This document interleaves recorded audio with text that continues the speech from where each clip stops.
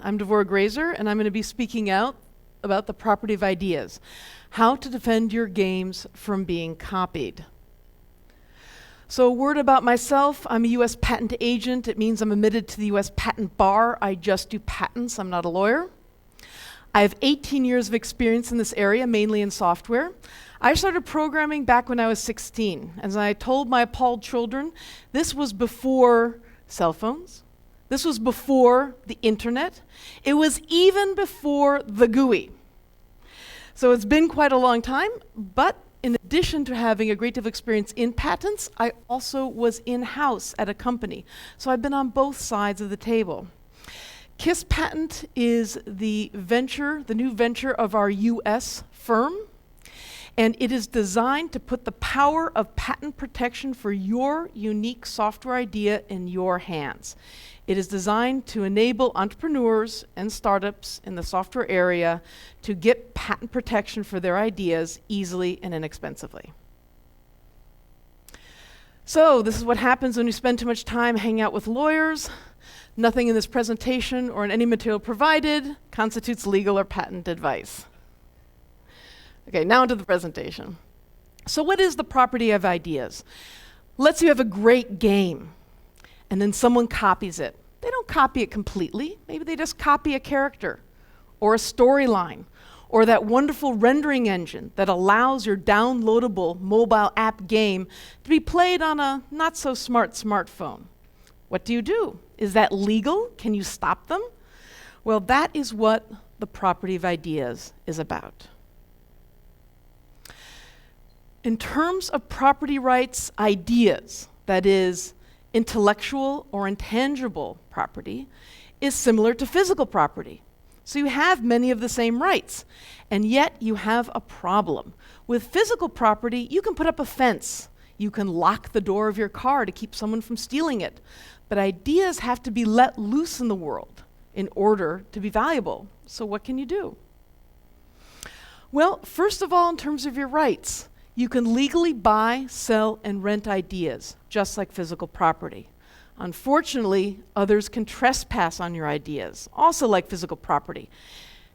It's not legal, but it happens. People copy your ideas. What can we do about it? You need to protect your ideas like property. You need to start thinking of them like property. Just as you would never leave the door of your house unlocked or leave your car with the doors wide open, you also shouldn't leave your ideas unprotected.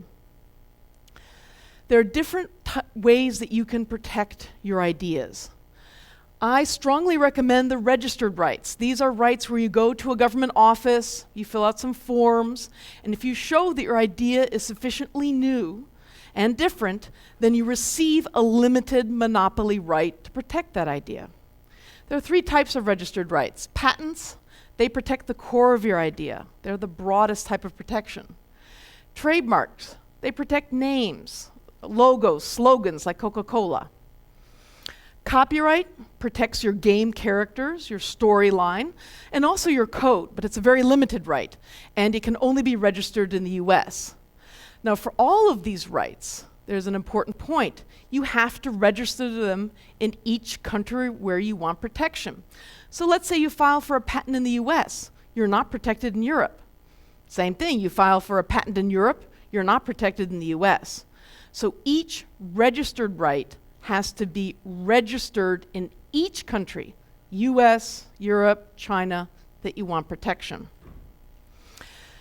Another type of idea property are trade secrets, but they're not registered, all right? Because when they're registered, you have to talk about it. Trade secrets, you have to keep secret, so they're not going to be registered, and I'll also be speaking about them as well.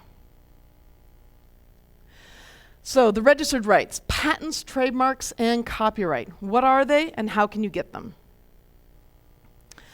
Patents provide the broadest protection for your idea. And for that reason, they're the best defense against copycats. Why is that? Because they protect the core of your idea. For example, let's say you have that great rendering engine, and you want to protect it, but you don't want someone to be able to make a little change then, and to still copy it. How do you get around that? With a patent. The patent not only protects your idea, but puts a fence around it.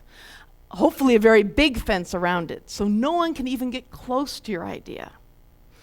For that reason, you can use patents to block competitors from entering your space. You can make territory in the game world your own, and you can keep anyone else from coming into it with a patent. Patents aren't hard to get. You can actually get a patent in 4 simple steps. The first step is you have to do a search to see if you're first. Patents are granted for ideas which are not only new, but which are also inventive. They have the wow factor. Now, what does that mean? It means you have to be sufficiently different from what has gone before in order to receive the valuable monopoly of the patent. One example can be solving a problem that wasn't solved before. Another way to do it can be doing something less expensively or more quickly. There are many ways to show the wow factor, but you have to have it in order to get a patent. You then prepare your drawings and text. What's that about? It's simply the story of your idea, so that someone else, without speaking to you, can understand your idea and how it works from the information that you've provided. That, by the way, is also one of the standards, because a patent is an exchange. You give the information, you receive the monopoly right. You then need to file your application. And for reasons I'll go into later, I strongly recommend filing in the US. Software patent protection in the US is far broader than in any other country. The examiner checks your patent application, and if it meets all the standards, then your patent's granted, and that's it. Patents last for 20 years from the date of filing of your patent application, regardless of how long this process takes. But quite frankly, for software, that's more than enough time, usually, to get the best out of your patent protection. A halo by any other name, or in this case, a registered trademark halo by any other name. Trademarks protect your name and logo, and they must be unique and non-descriptive. So Halo, before we associate it with the game, was not known to be related to video games at all. So they filed for the trademark, they received the registered R, and you can see it down here as a little teeny tiny registered R, and now only they can use Halo for video games. They didn't register Combat Evolve because that's descriptive. That's what Halo's about. Right, so you can't get a trademark that describes your idea, only a name that does not describe it, and that is also unique. Copyright is a great right, but it only protects against direct copying. Nonetheless, I do recommend that you file for copyright in the US because it gives you many strong rights that it doesn't give you if you don't file, including the ability to block others from importing an infringing product into the US. That's also true for a patent, but copyright is fast and it's inexpensive. You can get a copyright within a few months. Trade secrets, when can you rely on them? Well, trade secrets are a bit of a problem. What is a trade secret? Any confidential business information that provides a competitive edge to a business. What is the problem with a trade secret? Well, it must be kept secret. No one can find out about it. Why is that a problem? Because as we all know in the gaming world, there's this little problem of reverse engineering. Any aspect of your game which is either visible or accessible is not suitable for a trade secret. So what is suitable? Your internal business processes, software you only use within your company. Often software on a server, if you can't understand the function, is suitable for a trade secret. Software that's downloadable in a mobile app is not suitable for a trade secret because it can be reverse engineered, and it will be reverse engineered. Nonetheless, trade secrets are an important right, and you need to emphasize keeping them secret in order for them to work. So how can you defend your games from being copied? That was the theory, now we're getting to the practice. You need to develop a protection strategy which incorporates all forms of intellectual property, patents, copyright, trademark, and trade secret. And you need to know how to use each one. The protection strategy also should be suitable not only for your ideas, but also for your business model. If it can't protect the way you do business, it's not going to help you. I emphasize patents because they provide the strongest protection, the broadest protection. If you want to block a competitor from entering your space, your territory in the game world, patents are the only way to do it. The US is best for software patents because in the US, you can actually protect a concept. Ad tech, for example. Ad tech is generally not protectable in Europe. You can protect it in the US. Many aspects of mobile games and other games, protectable in the US, not protectable in Europe. So you need to talk to an expert. So you ask me, well, can I do this myself? Well, yes, but you need to know the following. First, idea protection can be complicated. You need to know when to apply. Let me give you an example.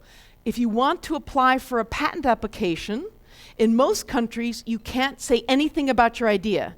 You can't put it on a website, you can't disclose it at a conference, you can't show people your game, and you certainly can't give the game out or sell it or make it downloadable. In the US, you have 1 year to file. Well, that's tricky. How do I know what's the best timing? Maybe it's too early, maybe it's too late. It's good to talk to an expert for these reasons. The second point is you need a strategy. What's your goal? You just going to grow your company? Do you want to have an investor invest? Are you looking for an exit? And if you're looking for an exit, do you want to be bought or are you looking for an IPO? Strategy is very important for the protection of ideas, for timing and also for finding the best protection for your business. This is not a one-size-fits-all business. You also need to be confident that you're making the right choice at the right time. If you make the wrong choice, or if you make a choice at the wrong time, you will lose your rights. So it's very important to speak to an expert for these reasons. Now, fortunately, at KISS Patent, we're very happy to work with startups, and since you all very kindly waited till the end, I am going to take the coupons. You will receive a free patent consultation. The way it works is there's a website here, kisspatent.com/Belgrade. You'll put in a code. It's the word free followed by a number. The number's unique and the code's unique, and it's one time only, so if you have a friend who may want one, you can take 2 if you want. You enter the information and then I'll email you back to set up the time. It'll be a free patent consultation. If you think you don't need a patent, we can discuss that. If you think you want to know about other types of intellectual property, we can discuss that as well. And of course, you can always reach me here at my email address or on our website. Thank you very much.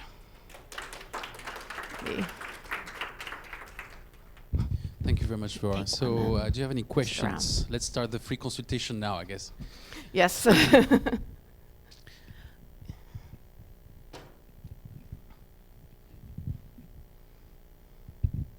Hello. Hi. Well, let's say I'm making a game and I need a designer. So I want to post my game idea online, and if he can see that, how can I know that he won't use what I'm making or other people who see it? Yeah, I know what you mean. So you you to make some kind of an agreement, or? Yes, that's actually a very important point. You want to hire a designer. The designer's a freelance, right? He's not in your company, so you don't have a contract, an employment contract, to prevent him or her from walking off with the ideas. So what do? You need to have it in your contract that you're doing what's known in America as a work for hire. A work for hire means that all of the intellectual property rights go to your company, but you have to say that in the contract. In most countries, in fact, all countries of which I'm aware, if someone's a freelancer, the intellectual property rights stay with them unless you have it in a contract that all of the rights go to you. So what intellectual property rights do you want to go to you? Well, any patents, trademarks, I don't know if any would come up, but if they do, copyright for certain, trade secrets, he or she has to agree to keep secret after, he can't kind of walk off with your server-side software and use it somewhere else. And also, I would say look and feel, know-how. There's some other terms you can put in there as well. In addition, if you have to defend your intellectual property, you want that person to agree to sign the forms, to go through the process. There's a few things you have to do. But you're right, you have to spell that out in the contract from the beginning, because if not, the designer owns the rights, you don't. Sorry. Can that be done online, or it must be like a signed? Well, it needs to be a signed contract. There are some different resources that allow you to do contracts online, but generally what I recommend, and you have to check in if you're doing it in your country, for example, if you're hiring someone, you need to do it according to either the rules of the country where the person's based or the rules of your country. You have to specify that in the contract. And then, depends on the rules of the country, but in most countries, you need to actually physically sign it. That has to be a signature. Some countries, I strongly recommend actually having it witnessed. There's all kinds of procedures. It may sound like a hassle, but once your now small but soon to be multi-million-dollar game becomes popular, you don't want the core of it to walk off to your competitor and suddenly it's their multi-million-dollar game. So it's really important to get these things right, and also, quite frankly, it avoids bad feelings between you and your designer if you're upfront from it from the beginning. That's a good question. Yes? So hi, I'm Melanie. I know a lot about licensing, but I really don't know about patterns. So actually, where do I need to start? Well, that's a really good question. Where can you get started? Well, first of all, of course, you can come to the information here at kisspatent.com. The best way to get started is, for example, through our resource or through another patent attorney. Go to a patent expert. Most lawyers do not know about patents. In particular, for software patents, I recommend going to a US patent agent or attorney such as myself, because the US laws are so much broader. I've had clients come to me and say that, well, my European patent attorney said it wasn't patentable. And then I told them, well, yes, it was, but more than a year passed, it's too late, I'm sorry. So to avoid that, go to a US patent expert from the beginning, either us or someone else, and explain the idea to this person. This person will then recommend steps, but at the very least they can tell you if your idea falls into a patentable category. If it does, then you can explore further steps with them in order to protect it.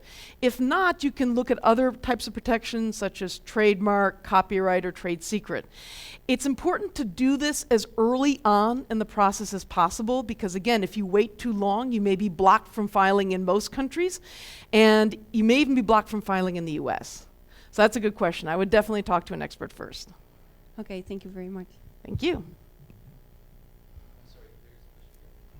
Hi. This is like from a real world example of how a game developer handles something. So let's say I made a game that became popular, and I got a fan base, and now that fan base, since they like my game, they want to make games based off of, my gameplay, my characters. Can I do something like say, okay, if you're like a hobby developer, you can make the game, you can sell it on your own website as long as you don't distribute it, get a publisher or something like that. Is that safe to do, or can that come back to bite me back in the long run? Well, it can always come back to bite you back, unfortunately, but there are many different properties, ideas, where folks have done that, and they've done it quite successfully. For example, fan fiction for movies, where they didn't want to stop that avenue. For a game, I would say it's very important to spell it out from the beginning. So for example, on your website, tell people, if you want to make a fan version of my game using my characters, that's great. Here's what you can use. Here's what you can't use. Here's what you can do with it. And here's what you can't do with it. And they have to, for example, to access certain things, they have to click on a license. In the US, a click-through license is actually considered to be enforceable. They don't have to sign, they can just click, for example, to download something. If you really want to kind of get ahead of the game, I would actually recommend having that as part of your license when people download your game. I'm sure when they download your game, you have a regular license. Include that in. And then your website, state it again. And then if they have to get properties, state it again, and they have to click again. Just always be upfront, always be communicating. Be very clear about what you are and are not permitting. The one time I saw this happen, go very badly, shall we say, is because someone wasn't clear, like, what's commercial? Is it when I'm selling, suddenly this person is distributing all over the place, that could almost compete, is there a limitation there? Can they put it in the App Store for free? Can they, get ads? Let's say they don't have ads, is that still okay? So it's really important to be super clear, not only for enforceability, but again, just to avoid hurt feelings, with your community. And people generally do respect that sort of thing if you communicate it clearly, because these are people on your side, they're your fans. So as long as you communicate from the beginning, you should be able to avoid most of the issues, and it can even popularize your game. For example, maybe you can insist at the end they have a link for people who like that game to go back to your game and take a look. Well, that's even better, it's free advertising. I got a question too. How wide is that fence around my idea as a patent? For example, I have a game about a footballer in space, so he has a green ball, and a copycat will do the same game but probably on another planet or with a violet ball. So what is this limit beyond copycatting and the original idea? Okay, that's a great question. First of all, the changes that you're describing relate more to copyright. And the reason why is because they have to do with the characters, the colors, the graphic art in your game, for example. So that would be more a copyright issue. And they can unfortunately make fairly small changes and still avoid copyright. I would still have her register and try to defend it, just because oftentimes by trying to defend it, you might be able to reach an agreement with them. Where a patent can provide a high fence is more for the underlying technology. So we're talking about the rendering engines, the way you get the character up on the screen, maybe the way, if you have a client-server module, the way you're able to do compression to make things work faster, those kinds of things. It's more behind the scenes aspects of the gaming software that can be protected. In that case, the fence can actually be quite high. You could really do quite good blocking of other people, depending on what's been done before. So that's the relative answer there. If you're talking about look and feel, though, that is copyright, it's not patent. And again, that's why it's always good to talk to an expert like Kiss Patent. There, I got the ad in. Okay. Yes.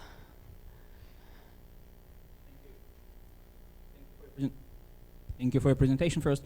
I have a comment and a question. Well, basically my comment is about copyright. You're talking about US copyright registration. I would just add that you can register copyright in a number of jurisdictions, and in my experience it always helps. I mean, recently we blocked online distribution of our competitors' application on the basis of Russian copyright registration. You can register it in Brazil and Canada. So it's always useful. The US, of course, has the most famous, let's say, copyright registration procedure. And the question is about patents. Patents is always the most expensive form of intellectual property protection. And as you said, it's not always easy to get a patent, especially if it's about computer software, if it's about game.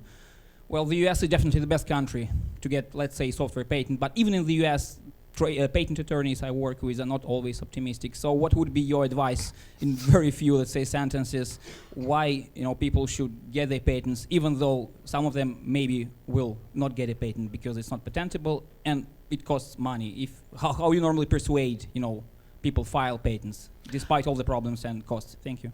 Okay, well, that's a very good question.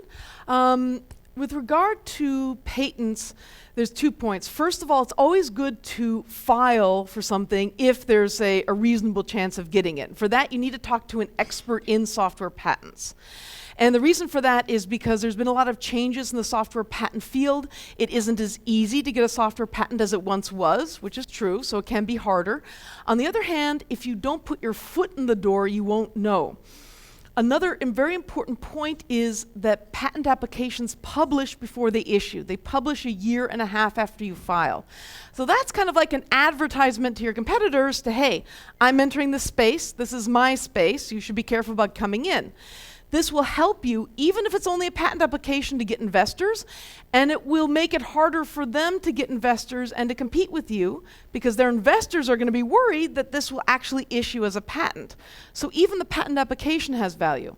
In terms of cost, I always recommend starting with something called a provisional application. It only lasts for 1 year.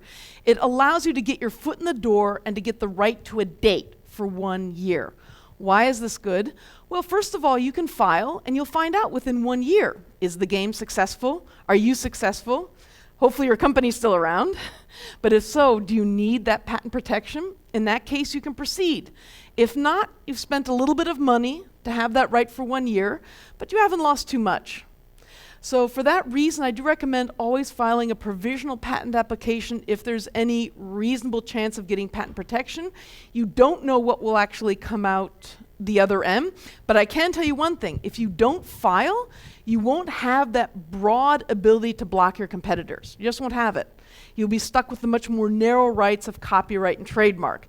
So if someone's going to copy your great idea, you want to have the best chance possible to block them. Especially, of course, once your small initial game turns into $1 million game, multi-million-dollar game, you want to have that patent protection. I'm so sorry. We need to move on to the next. Thank you so much, Flora. Thank you. I think this gentleman had a good question for you Okay. after. Thank you so Thank much you. again for stopping by. And Thank you.